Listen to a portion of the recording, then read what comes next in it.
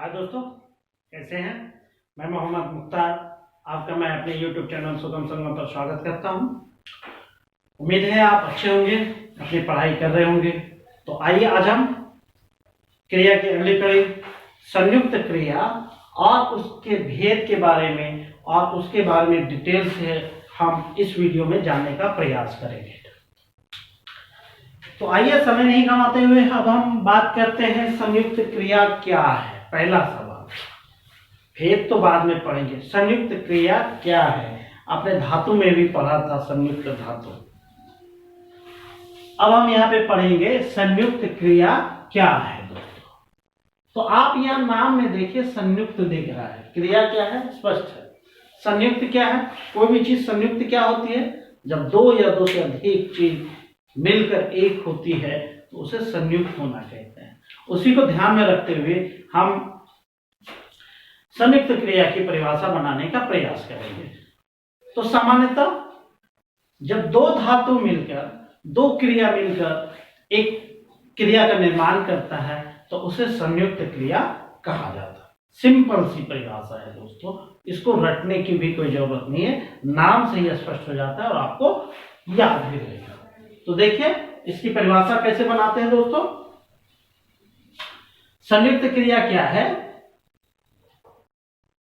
वह क्रिया जो दो या अधिक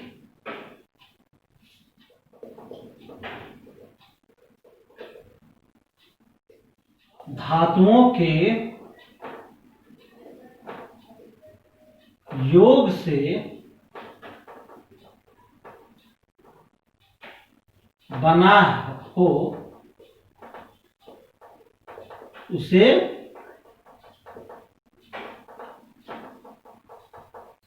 संयुक्त क्रिया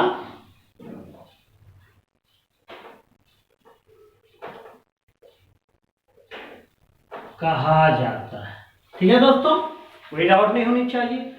वह क्रिया जो दो या दो से अधिक धातुओं से मिलकर बना, ठीक है, उसे संयुक्त क्रिया कहा जाता है। अब देखिए कि वो संयुक्त क्रिया बनता कैसे है। ठीक है, उदाहरण के लिए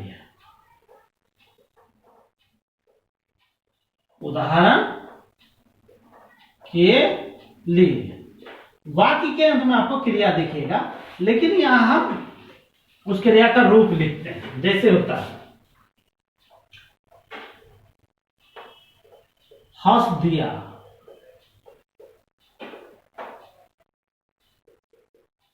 रोने लगा, रो दिया, कह देना, चल देना, सो जाना इत्यादि। तो इस तरह दोस्तों हमें उम्मीद है कि संयुक्त क्रिया क्या है उसकी परिभाषा स्पष्ट हो गई होगी। आप यहां पे देख सकते हैं वह क्रिया जो दो या दो से अधिक धातुओं के योग से बना है। क्लियर है, दो या दो से अधिक, कम से कम दो धातु इसमें होगा। ठीक है, वह क्रिया जो दो या दो से अधिक धातुओं के योग से बना हो उसे संयुक्त क्रिया कहा जाता है। यहां तक कोई दिक्कत नहीं होनी चाहिए। उदाहरण के लिए आपको देखना, वाक्य के अंत में क्रिया के रूप में ये चीजें रहेगा। हंस दिया, रोने लगा, रो दिया, कह देना, चल देना, सो जाना इत्यादि। ये सब जो रूप है वह संयुक्त क्रिया का रूप है।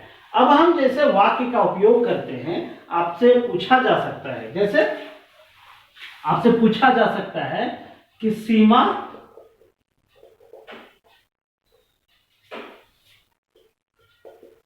रोने लगी, ये वाक्य है। आप तो कहेंगे रोने लगी क्रिया है।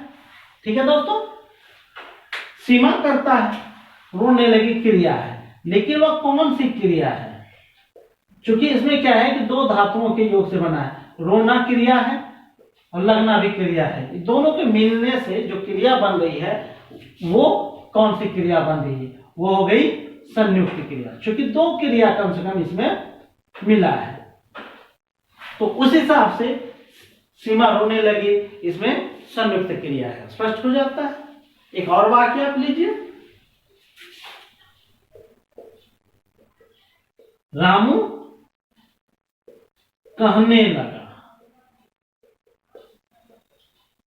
कि मैं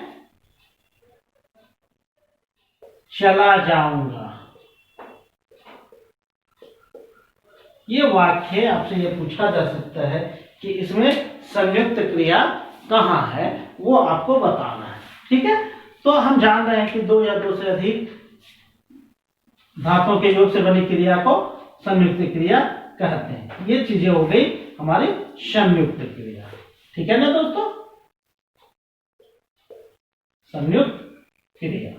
और ये क्या है? सामान्य क्रिया है। क्लियर है? इस तरह हमें उम्मीद है कि आपको संयुक्त क्रिया स्पष्ट हो गई होगी। ये हम चाहेंगे कि इसे आप स्क्रीनशॉट ले लें, लिख लें, उसके बाद हम इसके भेद पे हम बात करेंगे।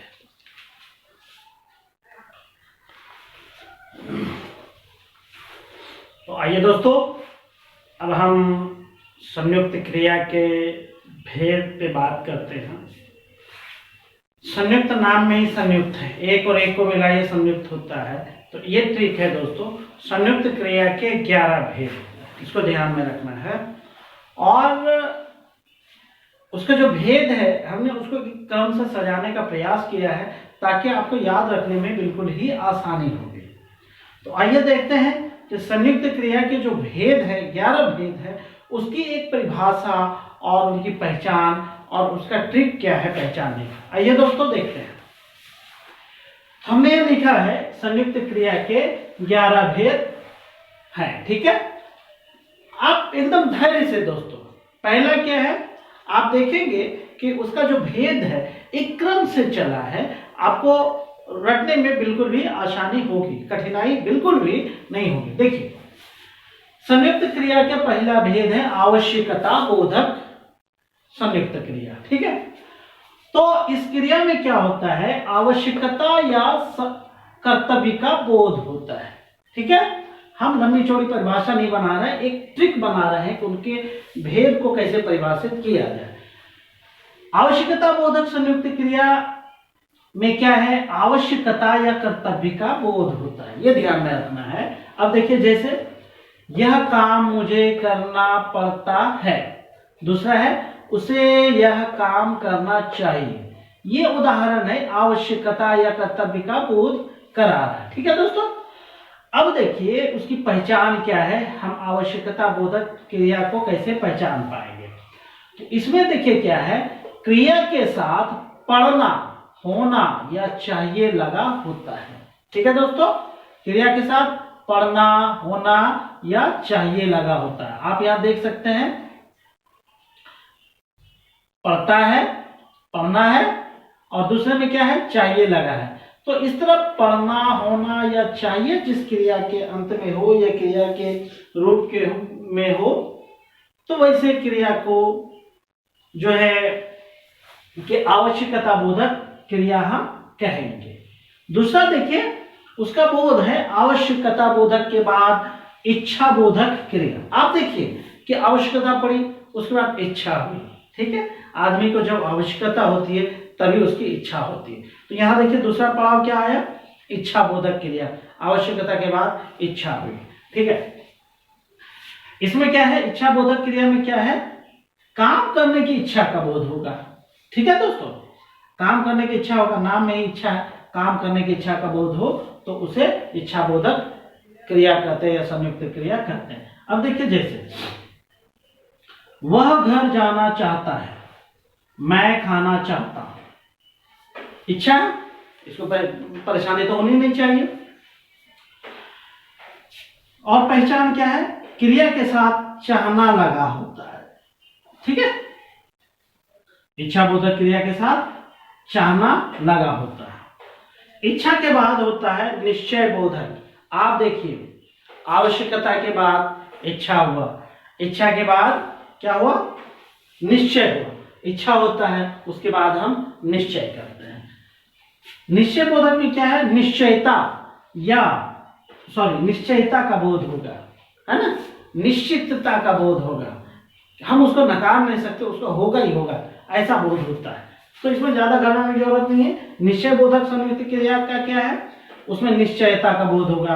अब जैसे देखिए, वह बोल पड़ा, वह गिर पड़ा, हमने क्या देखा, वो निश्चित रूप से हुआ है ना, एक निश्चय का बोध है। ठीक है। अब पहचान क्या है इसका, क्रिया के साथ पड़ा लगा होता है। अब यहां देखिए, पड़ा, पड़ा या पढ़ना भी कह सकते हैं, क्रिया के साथ पढ़ना लगा होता है। ठीक है। चौथा भेद आता है अनुमति बोधक क्रिया।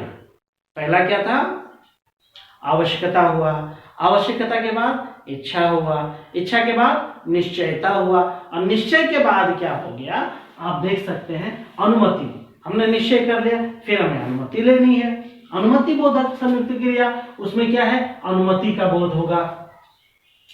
किसी भी क्रिया के करने के लिए अनुमति लेने का यदि बोध हो या अनुमति देने का बोध हो तो उसे अनुमति बोधक संयुक्त क्रिया कहा जाता है। जैसे देखिए, मुझे जाने दो, उसे बोलने दो। ठीक है, ये उदाहरण है। तो अनुमति बोधक क्रिया की पहचान क्या है, क्रिया के साथ देना लगा होता है। ठीक है, अनुमति। अब अनुमति मिले या न मिले, उसके बाद क्या होता है, आरंभ। अनुमति मिला इंसान को तो वह क्या करेगा, कोई भी काम शुरू करेगा।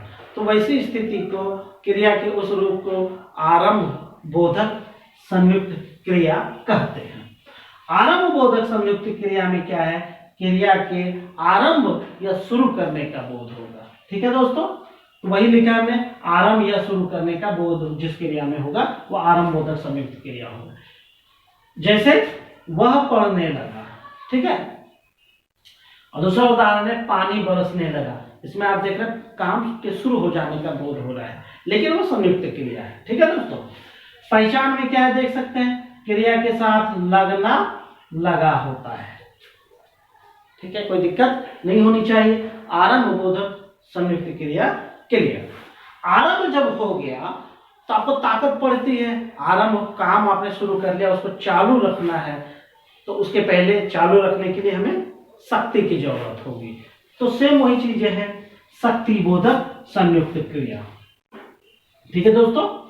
शक्ति बोधक में क्या है, काम को करने की शक्ति का बोध होगा, काम करने की शक्ति का, सामर्थ्य का बोध होगा। जैसे मैं चल सकता हूं, वह जा सकता है। दो उदाहरण लिखा हमने। इसमें क्या है, मैं चल सकता हूं, मेरी शक्ति का बोध होता है कि मैं कर सकता हूं, मेरी सामर्थ्य का बोध हो रहा है इसमें। दूसरा क्या है, वह जा सकता है, उसके बारे में हम जान रहे हैं कि उसके अंदर सामर्थ्य है कि वह जा सकता है। तो यहाँ पे क्या है, शक्ति का बोध करा रहा है, सामर्थ्य का बोध करा रहा है। तो अब पहचान की बात आती है, शक्ति बोधक क्रिया को कैसे हम पहचानेंगे। तो ऐसे क्रिया में क्या होता है, सकना लगा होता है। क्रिया के लास्ट में सकना, चाहे वो किसी भी रूप में हो, सका, सकता है, सकता हूं इत्यादि लगा होता है। अब है कि आप शक्ति है, काम शुरू कर दिया, आपको शक्ति भी है, तो आप क्या करेंगे, उस चीज को कंटिन्यू रखेंगे, जारी रखेंगे। तो क्रिया के उस रूप को नित्यता बोधक क्रिया संयुक्त क्रिया कहा जाता है। नित्यता बोधक का मतलब क्या है, उसकी नित्यता या जारी रहने का बोध होगा ऐसे क्रिया में। ठीक है। अब जैसे हवा चल रही है, मतलब हवा जो चलने की क्रिया है वो कंटिन्यू है, वो जारी है। दूसरा क्या है, पेड़ बढ़ता गया, पेड़ बढ़ता गया मतलब पेड़ के बढ़ने की क्रिया कंटिन्यू है, जारी है। तो ऐसी स्थिति को नित्यता बोधक संयुक्त क्रिया कहते हैं। तो ये 7 क्रिया हो गया दोस्तों। हम चाहेंगे कि इसे आप स्क्रीनशॉट ले लें, लिख लें, इसके बाद हम नेक्स्ट भेद पे बात करेंगे।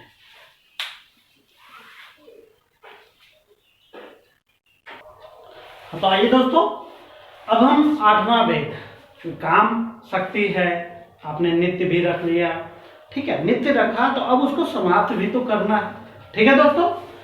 तो 8वां उनका भेद है समाप्ति बोधक। संयुक्त क्रिया। तो इसका स्पष्ट ही है कि क्रिया समाप्त हो रही है, क्रिया के इस रूप से काम के समाप्त होने का बोध होगा, ठीक है ना। तो इसका क्या है, क्रिया की समाप्ति का बोध, क्लियर है। जैसे वह खा चुका, वह पढ़ चुका है, ये दो उदाहरण लिखा हमने। तो इससे क्या होता है, वह खा चुका है, उसे खाने की क्रिया पूरी हो गई, काम समाप्त हो गया, खाने का काम पूरा कर लिया। वह पढ़ चुका है, इसका मतलब क्या है, उसके पढ़ने की क्रिया पूरी हो चुकी है। तो अब बात होती है कि हम समाप्ति बोधक संयुक्त क्रिया की पहचान कैसे करेंगे। इसमें क्या होता है, क्रिया के साथ चुकना लगा होता है, ठीक है, कोई डाउट नहीं होनी चाहिए। अब आपने काम समाप्त कर लिया, ठीक है। काम समाप्त होने के बाद क्या होता है, आप अवकाश लेते हैं। अवकाश, जो जॉब पेशा है, जो नौकरी पेशा लोग हैं, वो अवकाश का मतलब जानते हैं। इस अवकाश का मतलब होता है काम से थोड़ी देर के लिए छुट्टी, काम के दौरान कुछ दिनों की छुट्टी, फिर हमको काम पे लौटना ही लौटना है। तो अवकाश का ये मतलब होता है, पूरी तरह समाप्त नहीं होता है। काम के दौरान भाग दौड़ की जिंदगी में थोड़ी देर के लिए सुस्ताने को अवकाश कहते हैं। यहाँ भी वही चीजें हैं, समाप्त आपने कर लिया तो आपको अवकाश मिल गया, तो वही है अवकाश बोधक। इसमें अवकाश का बोध हो गया ना। जैसे मैं जा नहीं पाया, ठीक है, पूर्ण विराम, ये वाक्य है, मैं जा नहीं पाया, इसका मतलब क्या है, रुका, लेकिन उसे जाना है, ऐसा नहीं वो नहीं जा पाए तो नहीं जाएगा। तो इससे क्या स्पष्ट है, यहाँ अवकाश का बोध हो रहा है, थोड़ी देर के लिए इसे विश्राम का बोध हो रहा है, ठीक है ना। इसको इस तरह समझिए। वह मुश्किल से सो पाया, मतलब वो पहले भी जगा था और बाद में भी जगेगा, इसका यही मतलब है। और अभी जो है वह सो पाया, तो इस स्थिति को अवकाश बोधक संयुक्त क्रिया कहते हैं। इसकी पहचान करना है तो कैसे करेंगे, क्रिया के अंत में पाना लगा होता है, ये पाया पाया, उसका रूप है पाना, ठीक है। अब आपको अवकाश मिल गया, अवकाश के बाद क्या करेंगे आप, अभ्यास भी तो करना है। तो 10वां भेद जो है संयुक्त क्रिया का, वो अभ्यास बोधक संयुक्त क्रिया है। अभ्यास क्या होता है, आप किसी भी चीज की प्रैक्टिस करते हैं, उसे अभ्यास कहते हैं। उसे सीखने का प्रयास करते हैं तो उसे अभ्यास कहते हैं। इसी चीज को ध्यान में रखते हुए आप अभ्यास बोधक संयुक्त क्रिया को समझने का प्रयास कीजिए।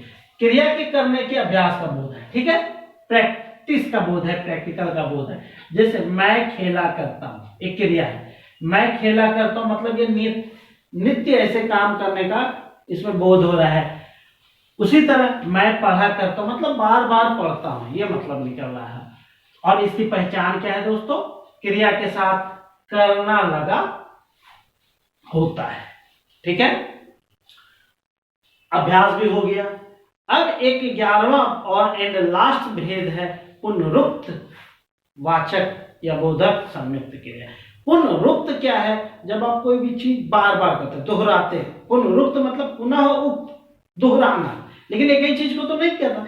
तो इसमें क्या होता है, समान अर्थ या समान ध्वनि वाले शब्दों का दोहराव होता है। चूंकि ये क्रिया है तो जाहिर सी बात है क्रिया का दोहराव होगा। समान अर्थ वाली या समान ध्वनि वाली क्रिया का इसमें दोहराव होगा। वही है कि दो समान अर्थक या समान ध्वनि वाली क्रिया का योग होगा इसमें। देखिए, वह पढ़ा लिखा करता है, एक ही है, पढ़ा लिखा करता है, पढ़ना भी लिखना भी, इस तरह दो क्रिया का इसमें योग हो रहा है।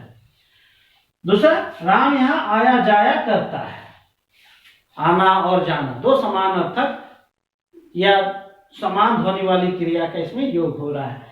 तीसरा देखिए, पड़ोसियों से मिलते जुलते रहो, मिलना भी है जुलना भी है, तो इसमें अर्थ एक ही है।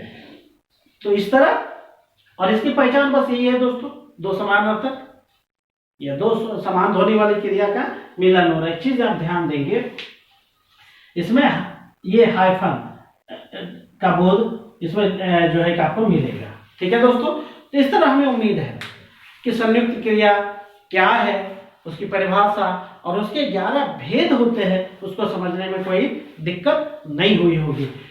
तो हम आपसे एक बार और आग्रह करते हैं कि आप इनका जो 11 भेद है एक लाइन से आप लिखिए 1 से 11 तक, और 1 से 2 बार आप पढ़िए, आपको बहुत ही आसानी से याद हो जाएगी और उसके बाद बहुत ही आसान आपको संयुक्त क्रिया प्रतीत होगा।